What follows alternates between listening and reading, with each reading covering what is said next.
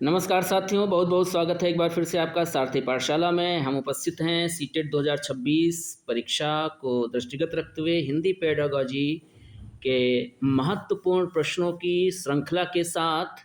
और आज की हमारी इस श्रृंखला का पहला प्रश्न कह रहा है, त्रिभाषा सूत्र के अनुसार स्कूल में पहली भाषा जो पढ़ाई जाए वह क्या हो। त्रिभाषा सूत्र के अनुसार स्कूल में जो पहली भाषा पढ़ाई जानी चाहिए वह कौन सी होनी चाहिए। हिंदी या अंग्रेजी हो, मातृभाषा या हिंदी हो, मातृभाषा या क्षेत्रीय भाषा हो, अथवा अंग्रेजी या कोई विदेशी भाषा हो। तो यहाँ पर हमारा सही उत्तर क्या हो जाएगा, मातृभाषा अथवा क्षेत्रीय भाषा। सी विकल्प सही है। त्रिभाषा सूत्र के अनुसार स्कूल में जो पहली भाषा पढ़ाई जाए बच्चों को वह या तो उनकी मातृभाषा हो अथवा उनकी कैसी भाषा हो, क्षेत्रीय भाषा हो। सी विकल्प सही उत्तर। व्याकरण पढ़ाने की आगमन विधि किस पर सर्वाधिक बल देती है। व्याकरण की जो आगमन विधि होती है वह परिभाषा पर बल देती है, नियमों पर, मानकता पर, या फिर उदाहरण पर। तो हम सब लोग जानते हैं कि आगमन विधि में हम पहले बात करते हैं उदाहरण की, उसके बाद हम बात करते हैं उनके नियमों की। तो निश्चित रूप से ए विकल्प हमारा सही उत्तर हो जाएगा इस दूसरे प्रश्न में। भाषा के संदर्भ में संचार माध्यमों का प्रयोग।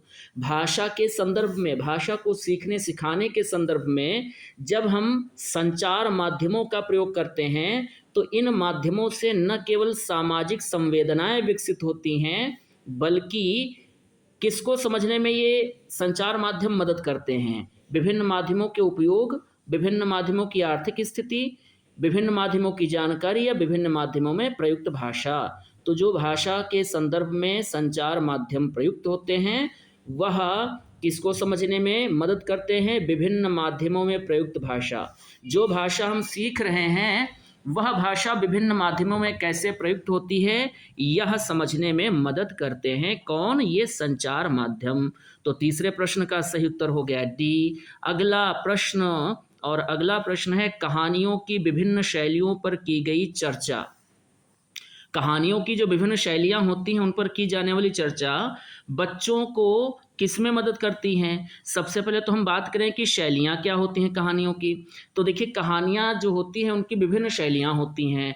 कोई परी की कहानियाँ हैं, कोई राजा रानी पर आधारित कहानियाँ हैं, कोई रोमांच की, रहस्य की, जासूसी की, राजा रानी की, पशु पक्षियों की। तो ये विभिन्न शैलियाँ होती हैं कहानियों की। कोई जीवनी परक कहानी होती है, कोई आत्मकथा परक कहानी होती है। अभी जो विभिन्न शैलियाँ होती हैं ये बच्चों को क्या सीखने में, क्या करने में मदद करती हैं। कहानी के तत्वों को याद करने में मदद करती हैं, कहानियों की कमियां बताने में मदद करती हैं, व्याकरण समझने में मदद करती हैं, या फिर कहानियां रचने में। तो इस प्रश्न का सही उत्तर क्या हो जाएगा, इस प्रश्न का सही उत्तर हो जाएगा डी। डी विकल्प सही है, चौथा विकल्प सही है। अगला प्रश्न आ रहा है आपके सामने।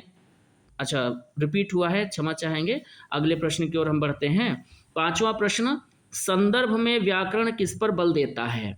संदर्भ में व्याकरण हमें व्याकरण अलग से नहीं पढ़ाना है बल्कि संदर्भ में। संदर्भ क्या होता है कि जैसे संज्ञा, सर्वनाम, क्रिया, विशेषण, ये सब व्याकरण में हम टॉपिक पढ़ते हैं। इनको अलग से ना पढ़ा करके पाठ को पढ़ते समय जहाँ पर ये आ जाएं पाठ में, वहीं पर इनके विषय में जो भी महत्वपूर्ण तथ्य हैं उन्हें बच्चों के सामने प्रस्तुत कर देना चाहिए। तो संदर्भ में व्याकरण किस पर बल देता है। पाठ के अंत में दिए समस्त भाषा अभ्यास को पूर्ण करवाने पर, पाठ पढ़ाते समय प्रसंगवश आने वाले व्याकरणिक बिंदुओं को स्पष्ट करने पर बल देता है, या पाठ के अंत में समस्त व्याकरणिक बिंदुओं को स्पष्ट करने पर बल देता है, अथवा पाठ के दौरान आए समस्त व्याकरणिक बिंदुओं की परिभाषा बताने पर। तो ध्यान दीजिएगा, इस प्रश्न का सही उत्तर क्या हो जाएगा, पाठ को पढ़ाते समय प्रसंगवश आने वाले व्याकरणिक बिंदुओं को स्पष्ट करने पर बल देता है। बी विकल्प सही उत्तर हो जाएगा। यहाँ पर सही उत्तर क्या होगा, यहाँ पर सही उत्तर हो जाएगा बी। तो सही उत्तर मिल चुका है पांचवें प्रश्न का। छठा प्रश्न आपके सामने है। प्रत्येक भाषा शिक्षक को इस बात की जानकारी जरूर होनी चाहिए कि उसकी कक्षा के बच्चों की पृष्ठभूमि क्या है, कैसी है। प्रत्येक भाषा शिक्षक को इस बात का पता होना चाहिए कि उसकी कक्षा के जो बच्चे हैं उनकी पृष्ठभूमि क्या है। अब पृष्ठभूमि कैसी पता होनी चाहिए? भाषिक और सांस्कृतिक, सांस्कृतिक और आर्थिक, आर्थिक और सामाजिक, या फिर सामाजिक और व्यावसायिक। तो हर भाषा शिक्षक को उसकी कक्षा में आने वाले बच्चों की पृष्ठभूमि पता होनी चाहिए, और कैसी? भाषिक और सांस्कृतिक। उन बच्चों का संबंध किस भाषा से है, किस संस्कृति से है, ये बात पता होनी चाहिए। ए विकल्प सही उत्तर। प्रश्न कह रहा है, 7वीं कक्षा में पढ़ाने वाले ऋषभ ने बच्चों को जल संरक्षण पर आधारित सरकार द्वारा जारी पोस्टर दिखाया। 7वीं कक्षा में पढ़ाने वाले ऋषभ ने बच्चों को जल संरक्षण पर आधारित सरकार द्वारा जारी पोस्टर दिखाया और चर्चा की। ऋषभ द्वारा प्रस्तुत सामग्री क्या कही जाएगी? तो ऋषभ ने जो सामग्री प्रस्तुत की है, सामग्री क्या है? सरकार द्वारा जारी एक जल संरक्षण पर आधारित पोस्टर है। और यह पोस्टर क्या कहा जाएगा, यह सामग्री क्या कही जाएगी? कृत्रिम कही जाएगी, प्रामाणिक कही जाएगी, अनुपयोगी कही जाएगी, या फिर मनोरंजक। तो यहाँ पर सही उत्तर क्या होगा? और निश्चित रूप से यह सामग्री कैसी होगी? प्रामाणिक होगी। अगर हमसे पूछा जाए समाचार पत्र अगर हैं, कैसी सामग्री हैं? समाचार पत्र हैं या पत्रिका है कोई, ये समाचार और ये पत्रिकाएं, ये सब कैसी सामग्री होते हैं? ये सब सामग्री होते हैं प्रामाणिक। बी विकल्प सही उत्तर इस प्रश्न का। कविता शिक्षण के समय शिक्षक द्वारा ऐसे प्रश्नोत्तर पर बल देना चाहिए। जब भाषा का अध्यापक अपनी कक्षा में कविता का शिक्षण कर रहा हो तो कविता के शिक्षण के समय उसको कैसे प्रश्नोत्तर पर बल देना चाहिए? ऐसे प्रश्नों पर बल देना चाहिए जिनका उत्तर एक ही हो, या जिनका उत्तर पुस्तक में दिया गया हो, जिनके उत्तर सरल हो, या फिर जिनके उत्तर विभिन्न हो। तो निश्चित रूप से ऐसे प्रश्नों पर बल देना चाहिए जिनके उत्तर क्या हो? विभिन्न हो। इससे क्या होगा? बच्चे चिंतनशील बनेंगे, कल्पनाशील बनेंगे, वे अपने बौद्धिक स्तर के आधार पर उत्तर देने का प्रयास करेंगे, उसमें सक्षम होंगे, उनको उत्तर रटने की आवश्यकता नहीं रह जाएगी। निश्चित रूप से डी विकल्प सही उत्तर हमें यहाँ पर मिल चुका है। अगला महत्वपूर्ण प्रश्न आ गया आपके सामने, गद्य शिक्षण में अपेक्षित नहीं है। गद्य शिक्षण में गद्य को सिखाते समय क्या अपेक्षित नहीं है? तार्किक शक्ति का विकास। क्या गद्य को पढ़ाते समय बच्चों में तार्किक शक्ति का विकास नहीं होना चाहिए? यह अपेक्षित नहीं है, बिल्कुल है। अनुकरण क्षमता का विकास या भाषिक बारीकियों को समझना, बिल्कुल। गद्य शिक्षण के समय हमें भाषा की जो बारीकियां होती हैं, संज्ञा, सर्वनाम, क्रिया, विशेषण, ये सब भी समझना होता है। कल्पनाशीलता का विकास, ये भी अपेक्षित होता है। अगर गद्य शिक्षण में अपेक्षित नहीं है तो क्या नहीं है? अनुकरण क्षमता का विकास। ध्यान दीजिएगा, अनुकरण क्षमता का विकास होता है पद्य शिक्षण में। किस वाले शिक्षण में होता है? पद्य शिक्षण में अनुकरण क्षमता का विकास होता है। पहले अध्यापक पढ़ता है मछली जल की रानी है, पीछे से बच्चे उसको दोहराते हैं, लेकिन कहानियों में बच्चे दोहराते नहीं हैं, अनुकरण नहीं करते हैं, बल्कि बच्चे कहानियों को सुनते हैं। तो यहाँ पर सही उत्तर हमें मिल चुका है, बी विकल्प सही उत्तर हो जाएगा। अगला महत्वपूर्ण प्रश्न, हिंदी भाषा की पाठ्य पुस्तकों में हिंदीतर, हिंदीतर का मतलब है हिंदी से भिन्न, हिंदी से अलग। हिंदी भाषा की पाठ्य पुस्तकों में हिंदी से अलग भाषाओं की रचनाओं को भी स्थान मिलना चाहिए। हिंदी भाषा की पाठ्य पुस्तक है, उसमें जो हिंदी के लेखक हैं, रचनाकार हैं, उनकी तो रचनाएं होती ही हैं। इसके अलावा अन्य भाषाओं की रचनाओं को भी स्थान देना चाहिए, क्योंकि इससे क्या होगा? बच्चे हिंदीतर भाषाओं पर अपनी पकड़ बना सकेंगे, या बच्चे हिंदीतर भाषाओं के व्याकरण से परिचित हो सकेंगे, बच्चों को हिंदीतर रचनाकारों की जानकारी मिल सकेगी, या बच्चे हिंदीतर रचनाओं की भाषिक विशेषताओं से परिचित हो सकेंगे। सही उत्तर मिल गया है हमें, डी उत्तर होगा यहाँ पर सही, डी। अगला प्रश्न, उच्च प्राथमिक स्तर पर हिंदी भाषा शिक्षण का एक महत्वपूर्ण उद्देश्य होता है। उच्च प्राथमिक स्तर पर, जूनियर स्तर पर हिंदी भाषा शिक्षण का एक महत्वपूर्ण उद्देश्य होता है हिंदी भाषा के प्रसिद्ध रचनाकारों को जानना, हिंदी भाषा की प्रसिद्ध रचनाओं को जानना, हिंदी भाषा की नियमबद्ध प्रकृति को पहचानना, या फिर हिंदी भाषा के व्याकरण को कंठस्थ करना। तो उच्च प्राथमिक स्तर पर हिंदी भाषा शिक्षण का महत्वपूर्ण उद्देश्य होता है हिंदी भाषा की नियमबद्ध प्रकृति को पहचानना। सी विकल्प सही उत्तर है। भाषण, परिचर्चा, संवाद बच्चों की क्षमता का विकास करने में सहायक हैं। जब हम बच्चों को भाषण के लिए प्रेरित करते हैं, उनको हम परिचर्चा में सम्मिलित करने के लिए आमंत्रित करते हैं, संवाद के लिए हम उनको आमंत्रित करते हैं, तो ये भाषण, परिचर्चाएं, संवाद, ये सब कुछ बच्चों की किस क्षमता का विकास करने में सहायक होते हैं? कल्पनाशीलता का विकास करने में सहायक होते हैं, अनुकरण का विकास करने में सहायक होते हैं, लिखित अभिव्यक्ति का विकास करने में सहायक होते हैं, या मौखिक अभिव्यक्ति। देखिए, भाषण में बच्चा बोलेगा, परिचर्चा में भी बच्चे अपने विचारों का विनिमय करेंगे, संवाद में भी बच्चे बोलेंगे, और ये सब कुछ किसके विकास में सहायक होगा? मौखिक अभिव्यक्ति के विकास में। डी विकल्प सही उत्तर मिल चुका है। अगला प्रश्न है गद्य रचना को पद्य में रूपांतरित करना और पद्य रचना को गद्य में रूपांतरित करना। मतलब कोई गद्य रचना थी, उसको हमने पद्य में, कविता में बदलने के लिए कहा, और किसी कविता को हमने गद्य में बदलने के लिए कहा। यह किसमें मदद करता है? भाषाई संरचनाओं पर अधिकार प्राप्त करने में, भाषा व्याकरण पर अधिकार प्राप्त करने में, साहित्य के सर्वोत्कृष्ट सृजन में, या फिर अभ्यास प्रश्नों को गढ़ने में। तो जब हम गद्य को पद्य में बदलते हैं और पद्य को गद्य में बदलते हैं, इससे क्या होता है? भाषाई संरचनाओं पर अधिकार प्राप्त होता है। ए विकल्प सही उत्तर यहाँ पर हो जाएगा। अगला प्रश्न, 8वीं कक्षा में हिंदी भाषा सीखने सिखाने के लिए आप किस सामग्री को सर्वाधिक महत्व देंगे? 8वीं कक्षा में हिंदी भाषा सीखने सिखाने के लिए आप किस सामग्री को सर्वाधिक महत्व देंगे? तो पहली सामग्री है व्याकरण की पुस्तक को महत्व देंगे, या पाठ्य पुस्तक को महत्व देंगे, पोस्टर को देंगे, या फिर साहित्य सामग्री को। 8वीं कक्षा हिंदी भाषा सीखना है, इसके लिए कौन सी सामग्री है जिसको सर्वाधिक महत्व दिया जाएगा? इस प्रश्न का सही उत्तर हो जाएगा साहित्यिक सामग्री, क्योंकि साहित्यिक सामग्री में बच्चों की रुचि होती है और वो स्वयं से पढ़ने के लिए प्रेरित होते हैं, और जितना अधिक वो पढ़ेंगे उतना ही उनकी भाषा परिपक्व होगी, समृद्ध होगी, और वो भाषाई कौशलों में दक्ष होंगे।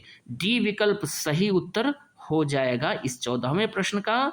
15वां प्रश्न, आप 6ठी कक्षा के बच्चों के लिए हिंदी भाषा सीखने सिखाने की किस पद्धति का समर्थन करेंगे? आप 6ठी कक्षा के बच्चों के लिए हिंदी भाषा सीखने के लिए किस पद्धति का समर्थन करेंगे? ऐसी पद्धति का समर्थन करेंगे जिसमें बच्चे परस्पर अंतःक्रिया करते हैं, या जिसमें बच्चे केवल लेखन कार्य करते हैं? केवल आ गया, ये गलत हो जाएगा। जिसमें बच्चों को बोलने का अवसर मिले, ये सही हो सकता है। जिसमें बच्चों को पाठ्य पुस्तक बिल्कुल न पढ़नी हो, गलत हो जाएगा। 2 गलत हैं, बी और डी ये तो होंगे नहीं। अब ए और सी, ये 2 विकल्प आपके सामने हैं, इन 2 में से एक का चयन करना है। तो आप 6ठी कक्षा के बच्चों के लिए हिंदी भाषा सीखने सिखाने की किस पद्धति का समर्थन करेंगे? जिसमें बच्चों को बोलने के अवसर मिले, ये भी बिल्कुल सही हो सकता है, लेकिन इससे ज़्यादा महत्वपूर्ण है जिसमें बच्चे परस्पर अंतःक्रिया करते हैं। इसमें केवल बोलने के अवसर दिए जा रहे हैं, लेकिन इसमें अंतःक्रिया करना है, और अवसर किस में आ जाएगा? अंतःक्रिया में। तो ये सी विकल्प हमारा ए वाले में आ जाएगा। ठीक है, अंतःक्रिया में बच्चे आपस में चर्चा परिचर्चा करेंगे, संवाद करेंगे, भाषण करेंगे, कथोपकथन, ये सब कुछ आ जाएगा अंतःक्रिया में। इसलिए सही उत्तर यहाँ पर क्या हो जाएगा? ए हो जाएगा। पहला विकल्प सही है। अगला प्रश्न है भाषा सीखने सिखाने की प्रक्रिया को रोचक और सोद्देश्यपूर्ण बनाने में सर्वाधिक प्रभावी है। भाषा सीखना और सिखाना, ये जो प्रक्रिया है, यह प्रक्रिया बच्चों के लिए रुचिकर हो, रोचक हो और उद्देश्यपूर्ण हो। इसके लिए सबसे प्रभावी क्या होगा? कहानी कविता की पंक्तियाँ देखकर लिखना, टीवी धारावाहिकों के नाम लिखना, कक्षा के प्रिंट समृद्ध परिवेश का उपयोग, या पाठ्य पुस्तकों का अभ्यास। तो निश्चित रूप से भाषा सीखने सिखाने की प्रक्रिया को रोचक और सोद्देश्यपूर्ण बनाने में सर्वाधिक प्रभावी कौन है? कक्षा के प्रिंट समृद्ध परिवेश का उपयोग। ठीक है, जब कक्षा का परिवेश प्रिंट समृद्ध होता है, सब कुछ कक्षा की दीवारों पर लिखा हुआ होता है, तो इससे बच्चों की रुचि बढ़ती है और उनका सीखना भी जो उद्देश्य होता है उसकी पूर्ति होती है। सी विकल्प सही उत्तर, सी विकल्प सही उत्तर है। अगला महत्वपूर्ण प्रश्न, उन विज्ञापनों को इकट्ठा कीजिए जो हाल ही के ठंडे पेय पदार्थों से जुड़े हैं। उन विज्ञापनों को इकट्ठा करना है आपको जो जल्दी ही में ठंडे पेय पदार्थों से जुड़े हुए थे, प्रकाशित हुए थे। तो ऐसे विज्ञापन इकट्ठा करने हैं जो ठंडे पेय पदार्थों से जुड़े हैं।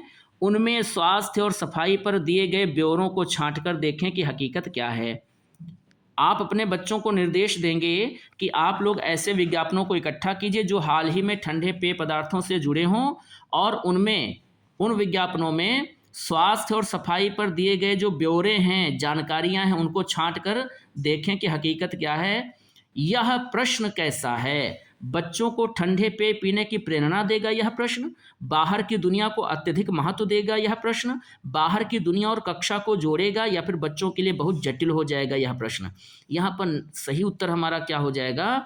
बाहर की दुनिया और कक्षा को जोड़ेगा यह प्रश्न। सी विकल्प हमारा सही उत्तर है। अगले प्रश्न की ओर हम लोग बढ़ते हैं और अगला प्रश्न है, अगला महत्वपूर्ण प्रश्न आपके सामने, उच्च प्राथमिक स्तर पर भाषा शिक्षण का एक अत्यंत महत्वपूर्ण उद्देश्य है। उच्च प्राथमिक स्तर पर भाषा शिक्षण का एक महत्वपूर्ण नहीं, अत्यंत महत्वपूर्ण उद्देश्य है। क्या उद्देश्य है? समस्त हिंदी साहित्यकारों से परिचित कराना संभव ही नहीं है। समस्त अहिंदी साहित्यकारों से परिचित कराना, ये भी गलत हो जाएगा। व्याकरण के नियम सिखाना, उसके प्रयोग करवाना, ये भी गलत है। फिर क्या सही है? तो यहाँ पर सही उत्तर है डी, विभिन्न कार्य क्षेत्रों से जुड़ी प्रयुक्तियों से परिचित कराना। ये क्या है? विकल्प क्या कह रहा है? तो देखिए प्रश्न को समझिए। उच्च प्राथमिक स्तर पर भाषा शिक्षण का एक अत्यंत महत्वपूर्ण उद्देश्य है। भाषा शिक्षण का उद्देश्य है कि हम जो भाषा सीख रहे हैं उस भाषा को हम अपने व्यवहार में उतार सकें, उस भाषा का हम व्यवहार कर सकें। अगर हम मेडिकल स्टोर पर जा रहे हैं, अंग्रेजी भाषा हम सीख रहे हैं, तो मेडिकल स्टोर पर जो मेडिकल संचालक हमें दवाई दे रहा है उस दवाई का नाम हम पढ़ सकें, उसको हम बोल सकें, उस नाम की स्पेलिंग को हम समझ सकें, ये उद्देश्य है। तो विभिन्न कार्य क्षेत्रों से जुड़ी प्रयुक्तियों, प्रयुक्त का मतलब होता है प्रयोग, प्रयोगों से परिचित कराना एक महत्वपूर्ण उद्देश्य होता है। सही उत्तर यहाँ पर क्या हो जाएगा? डी। तो डी विकल्प सही है। प्रश्न संख्या 19, हिंदी भाषा का आकलन करने के संदर्भ में वे प्रश्न अपेक्षाकृत बेहतर होते हैं। हिंदी भाषा का आकलन करने के संदर्भ में वे प्रश्न अपेक्षाकृत बेहतर होते हैं। कौन से प्रश्न? जिनके उत्तर जटिल व दीर्घ होते हैं, जिनके उत्तर तयशुदा होते हैं, जो बच्चों की कल्पना सृजनशीलता को बढ़ावा देते हैं, या जो बच्चों को सुंदर लेखन के लिए प्रेरित करते हैं। तो देखिए अपेक्षाकृत दिया हुआ है। अपेक्षाकृत शब्द का मतलब है कि सही तो ये हो सकते हैं। भाई हम जब हिंदी भाषा सीखते हैं या कोई भी भाषा सीखते हैं तो उन भाषा के संदर्भ में जब हमको प्रश्न दिए जाते हैं तो उसमें कुछ हमारे बहुविकल्पीय प्रश्न होते हैं, कुछ हमारे अति लघु उत्तरीय होते हैं, कुछ लघु उत्तरीय होते हैं और कुछ हमारे दीर्घ उत्तरीय प्रश्न होते हैं। तो हर प्रकार के प्रश्न होते हैं। ऐसे भी प्रश्न होते हैं जिनके उत्तर तयशुदा होते हैं। भाई पाठ्य पुस्तक से जो प्रश्न दिया जाएगा उत्तर उसका निर्धारित ही होगा, तयशुदा ही होगा। और जो बच्चों को सुंदर लेखन के लिए प्रेरित करें तो हम ये भी कहते हैं कि उत्तर जितना सुंदर लिखा जाएगा उतना ही अच्छा माना जाएगा। ये सब सही है, लेकिन इन सब की अपेक्षा कौन सा बेहतर है? इन सब की अपेक्षा कौन सा बेहतर है? तो इन सब की अपेक्षा वह उत्तर बेहतर होता है जो बच्चों की कल्पना और उनकी सृजनशीलता को बढ़ावा देता है। निश्चित रूप से सही उत्तर हमारा हो जाएगा यहाँ पर सी विकल्प सही उत्तर हो जाएगा। अगले प्रश्न की ओर चलते हैं। एक व्यक्ति ने पूछ लिया, कैसा है वह मुरली वाला? मैंने तो उसे नहीं देखा। क्या वह पहले खिलौने भी बेचा करता था? एक पाठ का यह अंश पढ़ने के दौरान किसके विशिष्ट संदर्भ में सर्वाधिक महत्वपूर्ण है? एक व्यक्ति ने पूछ लिया, फिर से ध्यान से सुनिएगा प्रश्न को। एक व्यक्ति ने पूछ लिया, क्या पूछा? कैसा है वह मुरली वाला? मैंने तो उसे नहीं देखा। क्या वह पहले खिलौने भी बेचा करता था? एक पाठ का यह अंश पढ़ने के दौरान किसके विशिष्ट संदर्भ में सर्वाधिक महत्वपूर्ण है? अनुतान के संदर्भ में, लिखने के संदर्भ में, उच्चारण के संदर्भ में या अवबोध के संदर्भ में। तो यहाँ पर आपने देखा कि जब हम बोल रहे थे कैसा है वह मुरली वाला, मैंने तो उसे नहीं देखा, क्या वह पहले खिलौने भी बेचा करता था? ये क्या है? ये है अनुतान। अनुतान किसको कहते हैं? किसी वाक्य को बोलते समय उस वाक्य का जो उतार चढ़ाव होता है, उतार और चढ़ाव, इस उतार चढ़ाव को ही हम क्या कहते हैं? अनुतान कहते हैं।